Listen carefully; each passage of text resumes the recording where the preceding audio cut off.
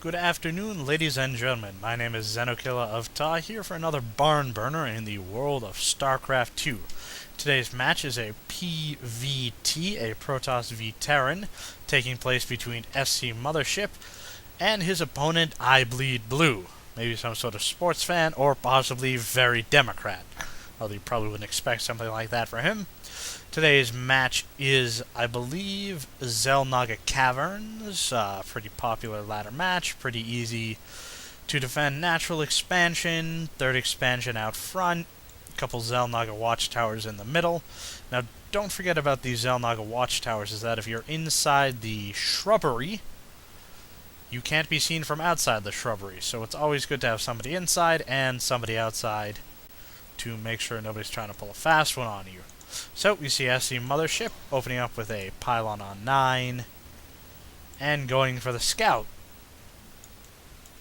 IBleedDblBlu opening up with a supply depot. Pretty regular old opening. And SCMothership goes the wrong way, but that's what you gotta do in this situation. Now we can see that IBleedDblBlu is not doing the standard wall off. Normally you would put the barracks right here, then build another supply depot on the other side to complete the wall off. Now that's normally only done against Zerg. It's not 100% necessary to wall off against a Protoss player, but it helps, put things into a choke point.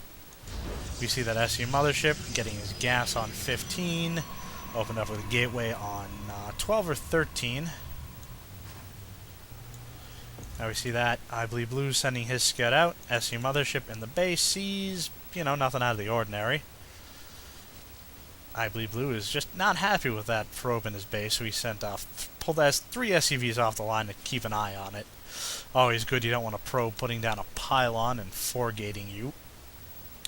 So he sees that he's got 1 barracks up, building a marine. Let's pull out the production tab here.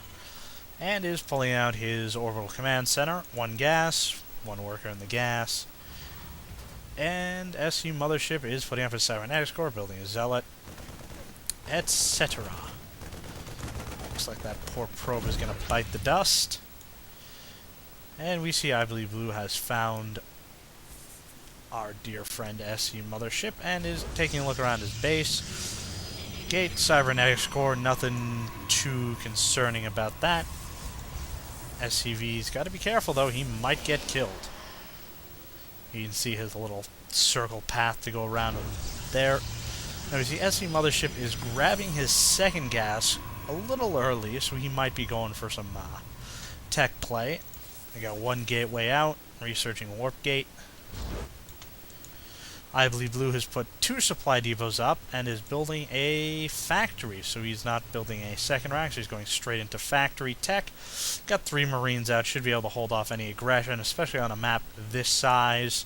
With a unit in his base, you'll be able to see any form of early aggression coming a mile away.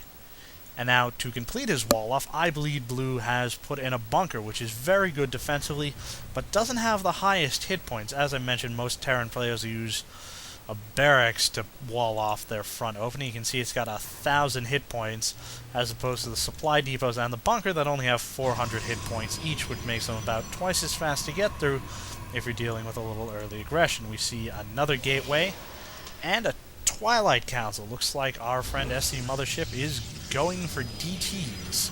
Yep, there's the Dark Shrine up. Now, IBleedDblBlu is paying attention enough. He should be able to throw down a scan here and be able to see all of this. SCMothership's base is very compact, which has its advantages and disadvantages. I mean, his mineral line is very protective. Somebody have to come in all the way here, and then this is the only real opening, or have to come all the way around to the back here to get to his mineral line, which is good. He's got a bunch of pylons. He won't lose a pylon and then, have any underpowered buildings. So you see that IBleedDblBlu is going for starport. Yep, a 1-1-1 build. You build 1 barracks, 1 factory, 1 starport. Swapped out the tech lab for the starport and is sending his factory out to scout, basically. People just like to skip by that, especially if you're going Marine Marauder Medevac, the Triple M Death Ball. It's always a good idea. You just use a factory out there as a little early warning sign. Now, neither player is holding on to the Xel'Naga watchtowers. which is not giving either player the best sight. But we have 4 Zealots coming out for SC Mothership. His Dark Shrine is finishing up. His Warp Gate has finished up, and now he's bringing in 2 Dark Templars. Now, in order to detect those permanently cloaked Dark Templar, IBleedBlue would have to have some sort of turret, and to build a turret you need an engineering bay, and he doesn't have an engineering bay, so his only choice would be to build a Raven, and he's building a Raven. So he should be able to, depending on the timing of that, Ravens take a while. He should be able to take care of that with a scan almost immediately. But we'll see how much damage this Dark Templar can do. For the bunker, takes a swipe at it. Decides to take a few more swipes at it. Huh, IBleedBlue not scanning. Maybe his... Yeah, he doesn't have the energy to scan. So that Dark Templar, he's going to do some damage. He's got 3 kills, and the Raven comes out, detects it, and kills him immediately. Second Dark Templar, better get out of there, he's going to meet the same fate. Now we see a Banshee in the back doing a little harass, but it's going to be taken out by this Stalker and this Archon. Ooh, Archons. SC Mothership skipping the Dark Templar and just going straight for Archons.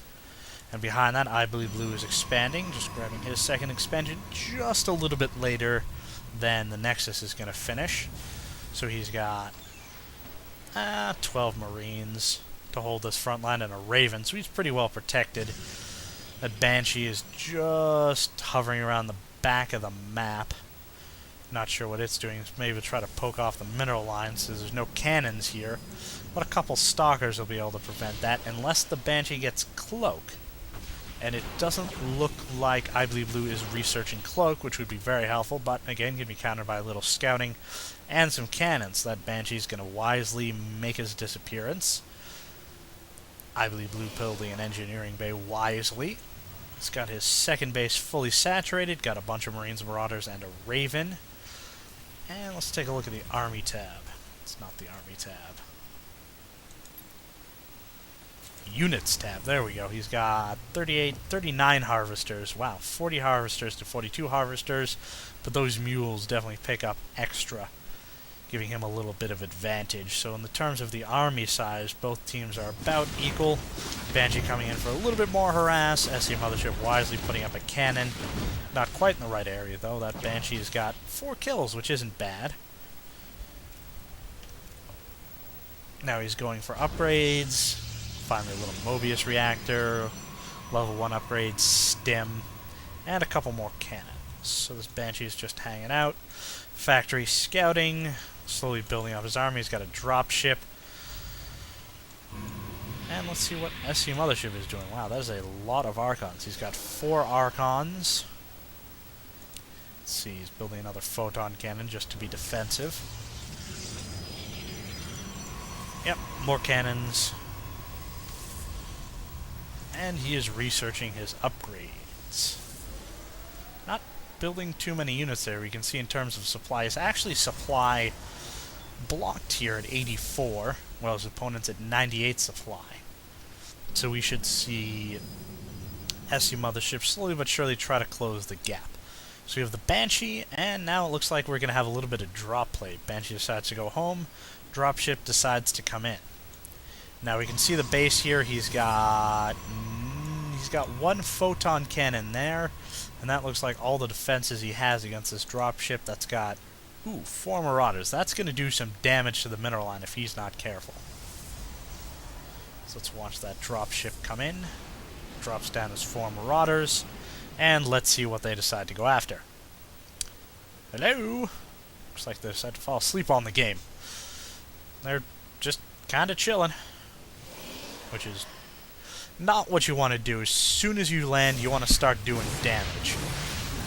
Not the best choice going after Ken. You always want to go after the pylon. So maybe depower a couple things, but you see he's got those other pylons in the back. Yeah, IBleedBlue is going straight for the pylons, but not the most effective strike in the world. He, was able to delay mining for a little bit, but he took out a proton cannon and a pylon. That's about it. So now we see that the supply block has been lifted. Still, IBleedBlue is ahead of the game with 136 food as opposed to SCMothership's 115 food, but he's continued to warping in zealots. Now he should... Yep, he's got charge lot. Oh, there's a mothership just hanging out. There's a guy in there also. IBleedBlue's going on his third base. And we're going to see a little bit of an engagement here. Now, neither player can see each other. Oh, as soon as he crosses the fern line, they're able to see each other. So the speed lots are surrounding the Marauders. Archon's just doing massive damage, huge shields. They're just decimating. It's going to push him all the way back. The factory distracting a few units temporarily, tanking some of the damage, but now about a dozen charge lots are just going to go to town on this mineral line. He's actually able to surround them. They're not able to get out. And IBleedBlue leaves the game. Nice showing. Alright, this is Xenokilla of Ta signing off. Thank you very much.